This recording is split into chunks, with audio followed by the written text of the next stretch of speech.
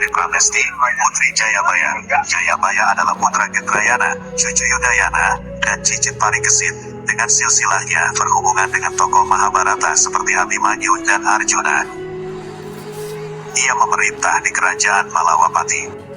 Kisahnya terukir dalam relief Candi Jago dan dikenal melalui berbagai karya sastra seperti Kidung dan Serat Angling Dharma. Relief ini diinterpretasikan oleh Thomas M. Hunter, ahli linguistik dan Jawa kuno, berdasarkan naskah karya Bambang Sutrisno. Meskipun relief ini tidak berasal dari masa Singhasari, namun dipahat pada masa Hayam Wuruk.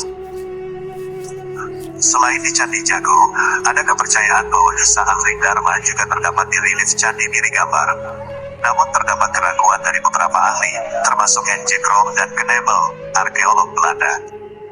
Beberapa daerah, terutama di Jawa Tengah dan Jawa Timur, meyakini bahwa Prabu Angling Dharma adalah tokoh sejarah.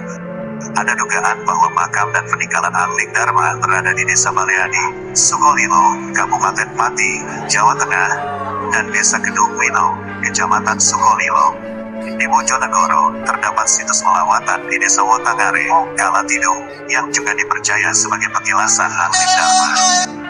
Salah satu keistimewaan tokoh ini adalah kemampuannya dalam berkomunikasi dengan binatang serta keturunannya dari Arjuna, tokoh utama dalam Mahabharata. Beberapa daerah mengklaim memiliki petilasan Angling Dharma, tetapi ada yang menganggapnya hanya tokoh rekaan belaka. Legenda Prabu Angling Dharma mengisahkan bahwa ia dilahirkan oleh Pramesti, Putri Jayabaya, yang merupakan putra Gendrayana, cucu Yudayana, dan cicit Parikesit. Silsilahnya berkaitan dengan tokoh Mahabharata seperti Abimanyu dan Arjuna. Dia memerintah di kerajaan Malawapati. Meskipun banyak yang memandang Angling Dharma sebagai legenda, beberapa daerah di Jawa Tengah dan Jawa Timur percaya bahwa tokoh ini benar-benar ada di masa lalu. Di Pati, Jawa Tengah, ada makam yang diyakini sebagai tempat peristirahatan Angling Dharma, serta makam Pati Batik Madrim di Kedung Wino. Di Bojonegoro, terdapat situs melawatan di Desa Wotangare, Kalatidung, yang dianggap sebagai petilasan Angling Dharma. Bahkan, Angling Dharma dijadikan ikon kota Bojonegoro dengan julukan Laskar Angling Dharma. Menurut Dwi Cahyono, arkeolog dan pengajar sejarah Universitas Negeri Malang, kisah Angling Dharma sudah muncul dalam sastra lisan pada masa Hindu Buddha. Namun, klaim mengenai lokasi cerita ini muncul kemudian. Meskipun demikian, tidak semua karya sastra menggambarkan peristiwa historis, dan penokohannya pun tidak selalu nyata. Ada berbagai versi naskah tentang Angling Dharma, dan cerita ini telah berubah dari versi aslinya dalam relief candi. Meskipun demikian, apakah Angling Dharma adalah tokoh sejarah atau hanya legenda tetap menjadi pertanyaan. Menurut Dwi, tradisi lisan kisah Angling Dharma sudah ada sebelum Majapahit, tetapi versi tertulis dan adaptasi ke dalam relief candi baru muncul pada era Majapahit. Dwi meyakini bahwa Angling Dharma hanyalah tokoh rekaan, tetapi meskipun demikian, nama tempat dan elemen alam dalam cerita tersebut tetap mencerminkan fungsi nyata pada masa itu. Tokoh fiktif seperti Angling Dharma dapat menjadi gambaran sosial dan budaya pada saat sastra itu ditulis. Meskipun Angling Dharma adalah tokoh fiksi, kisahnya bisa saja mengandung unsur faktual. Menurut Dwi, karya sastra tetap bisa menjadi sumber, meskipun tidak untuk menvalidasi tokoh fiktif. Fenomena di mana kisah fiksi dianggap seolah-olah faktual adalah hal yang wajar karena karya sastra telah merakyat. Pelokalan atau pengkaitan kisah dengan wilayah tertentu juga sering terjadi. Bahkan, ada yang berpendapat bahwa tradisi lisan asal-usul daerah tertentu tercermin dalam Angling Dharma. Namun, menurut Dwi, hubungan Angling Dharma dengan Jayabaya adalah penambahan cerita yang muncul kemudian. Tentang keberadaan kerajaan Malawapati, tanpa bukti yang jelas, kemungkinan besar itu juga hanya rekaan belaka. Apabila ada tempat dengan nama yang mirip, mungkin saja itu hanya meminjam dari kisah Angling Dharma yang sudah terkenal.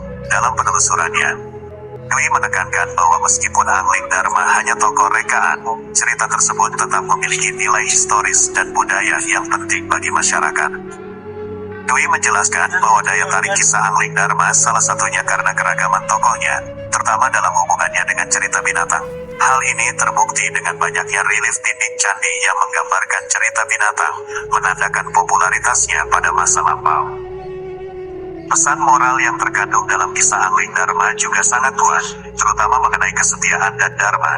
Kisah ini menyajikan contoh unik tentang kesetiaan seorang suami kepada istrinya, di mana Angling Dharma ingin mengikuti istrinya bahkan setelah kematian. Konsep kesetiaan ini tercermin dalam upaya Angling Dharma untuk mencari wanita yang mirip dengan istrinya yang telah meninggal. Dari segi bahasa, Ari memiliki arti adik, yang dalam konteks judul awal kisah Angling Dharma. Ari Dharma diartikan sebagai sebutan suami kepada istrinya. Ini terbukti dalam catatan sejarah, seperti prasasti Puncak dari masa pemerintahan Empu Sindo, di mana istri raja disebut sebagai Ari Parameswari Biyah Kemi. Selain itu, Dharma memiliki arti ajaran.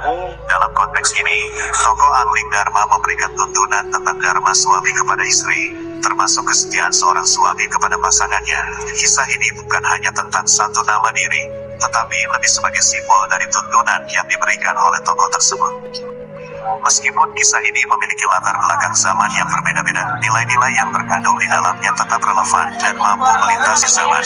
Meskipun tidak terikat oleh bahasa keagamaan tertentu, cerita ini lebih berkaitan dengan hubungan sosial manusia, sehingga tetap diminati bahkan ketika agama-agama lain berkembang. Bahkan, cerita ini telah berkembang menjadi bentuk seni pertunjukan yang tidak hanya literar dan visual, tetapi juga dalam bentuk seni pertunjukan. Kasih tahu aku dengan tulis di kolom komentar ya. Jangan lupa like, share, and subscribe. Please, please, please. Ja, mata nih. Rasengan.